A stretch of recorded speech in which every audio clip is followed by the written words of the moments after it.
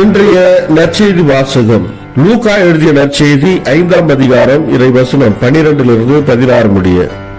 இயேசு ஒரு ஊரில் இருந்தபோது உடனெல்லாம் தொழுநோயால் பாதிக்கப்பட்டிருந்த ஒருவர் வந்தார். அவர் இயேசுவை கண்டு அவர் காலில் விழுந்து, ஆண்டவரே, நீர் விரும்பினால் எனது நோயை நீக்க உம்மால் முடியும் என மன்றாடினார். இயேசு கையை நீட்டி அவரை தொட்டு, நான் விரும்புகிறேன், உமது நோய் நீங்குக என்றார். உடனே தொழுநோய் அவரை விட்டு நீங்கிற்று. இயேசு அவரிடம், இதை யாருக்கும் சொல்ல வேண்டாம், நீர் போய் உம்மை குருவிடம் காட்டி நோய் நீங்கியதற்காக மோசே கட்டளையிட்டுள்ள காணிக்கையை செலுத்தும், நீர் நடமடைந்துள்ளீர் என்பதற்கு அது சான்றாகும் என்று கட்டளையிட்டார். ஆயினும் இயேசுவை பற்றிய செய்தி இன்னும் மிகுதியாக பரவிற்று. அவரது சொல்லை கேட்கவும் தங்கள் நோய்கள் நீங்கி நலம் பெறவும் பெரும் திரளான மக்கள் அவரிடம் கூடி வந்து கொண்டிருந்தார்கள். அவரோ ஆள் நடமாட்டம் இல்லாத இடங்களுக்கு சென்று தனித்திருந்து இறைவனிடம் வேண்டி வந்தார். ಇದು ಕ್ರಿಸ್ತು ವழங்கும் ನற்செய்தி. ಕ್ರಿಸ್ತುವೇ ಉಮக்கு புகழ். ಲೂಕಾ ಅಧ್ಯಾಯ 5 ವಚನಗಳು 12ರಿಂದ 16ರವರೆಗೆ. ಒಮ್ಮೆ ಯೇಸು ಒಂದು ಊರಿನಲ್ಲಿದ್ದಾಗ ಕುಷ್ಠರೋಗಿಯೊಬ್ಬನು ಆತನನ್ನು ಕಂಡು ಆತನ ಮುಂದೆ ಅಡ್ಡಬಿದ್ದು, ಪ್ರಭುವೇ, ನೀನು ಮನಸ್ಸು ಮಾಡಿದರೆ ನನ್ನನ್ನು ಗುಣಪಡಿಸಬಲ್ಲೆ ಎಂದು ನನಗೆ ಗೊತ್ತಿದೆ ಎಂದು ಬೇಡಿಕೊಂಡನು. ಯೇಸು, ನಿನ್ನನ್ನು ಗುಣಪಡಿಸಲು ನನಗೆ ಮನಸ್ಸುಂಟು, ನಿನಗೆ ಗುಣವಾಗಲಿ ಎಂದು ಹೇಳಿ ಅವನನ್ನು ಮುಟ್ಟಿದನು.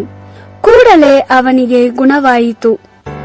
ಯೇಸು ಅವನಿಗೆ, ನಿನಗೆ ಹೇಗೆ ಗುಣವಾಯಿತು ಎಂಬುದರ ಬಗ್ಗೆ ಯಾರಿಗೂ ಹೇಳದೆ ಯಾಜಕನ ಬಳಿಗೆ ಹೋಗಿ ನಿನ್ನ ಮೈಯನ್ನು ತೋರಿಸಿ ಮೋಶೆಯ ನಿಯಮಗಳಿಗನುಸಾರವಾಗಿ ಕಾಣಿಕೆಯನ್ನು ದೇವರಿಗೆ ಸಮರ್ಪಿಸು.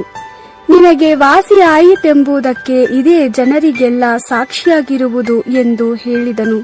ಆದರೆ ಯೇಸುವಿನ ಸುದ್ದಿಯು ಹೆಚ್ಚೆಚ್ಚಾಗಿ ಹಬ್ಬಿತು. ಅನೇಕ ಜನರು ಆತನ ಬೋಧನೆಗಳನ್ನು ಕೇಳುವುದಕ್ಕೂ ತಮ್ಮ ಕಾಯಿಲೆಗಳನ್ನು ವಾಸಿ ಮಾಡಿಸಿಕೊಳ್ಳುವುದಕ್ಕೂ ಬಂದರು.